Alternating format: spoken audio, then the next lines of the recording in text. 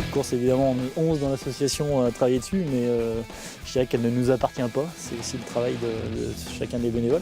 On a 253 bénévoles exactement, partis sur les ravitaillements, sur la sécurité, et puis une deuxième grosse partie sur toute l'organisation autour du repas, puisqu'on organise un barbecue géant.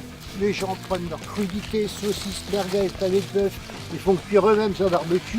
C'est une ambiance qu'on trouve nulle part. Le spectacle d'avant course, le repas, le feu d'artifice. On cherche à emmener les gens de surprise en surprise. Le parcours déjà, il est pratiquement à couvert tout le temps. Il est changeant. Par endroits, on a des tapis de feuilles. Par endroits, on passe dans des gués qui sont asséchés. Beaucoup de petites côtes. On essaye au maximum d'avoir des passages sauvages où il n'y a pas de chemin. C'est-à-dire que le chemin, c'est nous qui le traçons. Et il y a toujours des ballots de paille à un moment donné sur le parcours pour que les gens s'amusent un petit peu, passent par-dessus.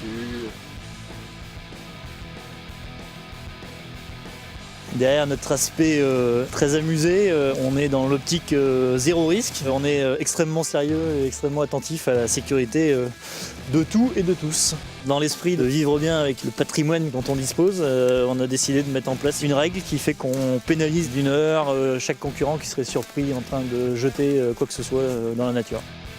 On a été 4 fois en 6 ans support du championnat de France de trail, ce qui est une belle reconnaissance pour l'équipe et surtout pour les bénévoles du travail qui a été effectué. Aujourd'hui, on est suivi sur les stands, c'est-à-dire que les gens viennent nous voir juste pour dire voilà, j'y étais, je veux revenir, etc. Ça, c'est une vraie récompense.